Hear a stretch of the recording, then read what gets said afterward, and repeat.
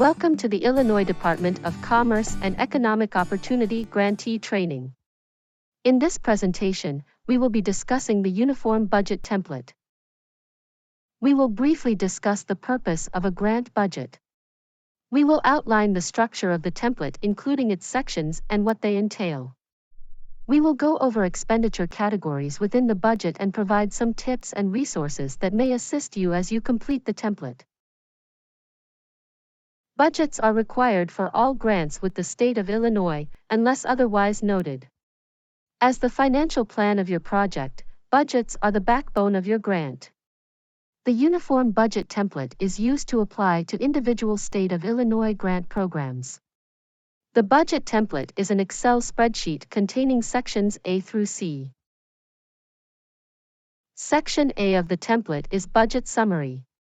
Applicants are required to complete Section A of the template and provide details within the applicable budget categories. This section covers the portion of your budget to be supported by State of Illinois funds.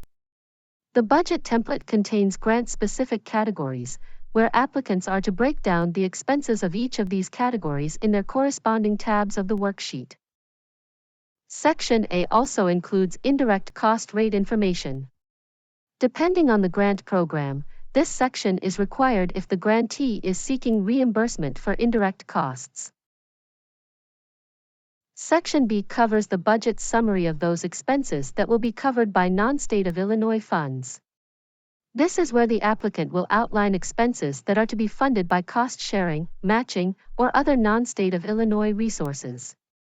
This allows the agency to view the project in its entirety to capture the full scope of the program and its economic impact.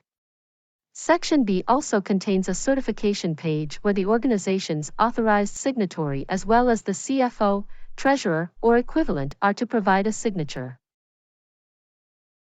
Section C is the budget worksheet and narrative. This section is the combined narrative of the expenses identified in sections A and B. This section is also referred to as the budget justification. Serving dual purposes, the budget narrative explains how costs are estimated and provides justification for the expenditures.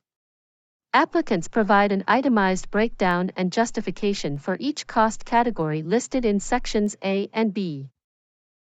Let's now review the expenditure categories found within sections A and B.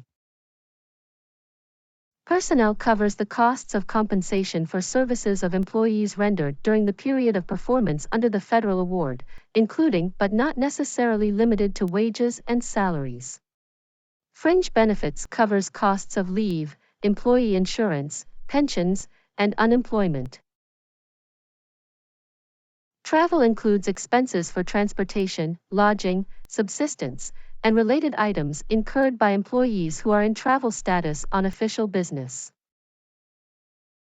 Equipment covers equipment required for the program or project for which it was acquired as long as needed. Supplies include costs incurred for materials, provisions, and fabricated parts necessary to carry out an award. Contractual services or subawards includes the products or services to be procured by contract. This category may include subawards in which the award is provided by a pass-through entity to a subrecipient for the subrecipient to carry out a part of the federal or state award, including a portion of the state of work or objectives.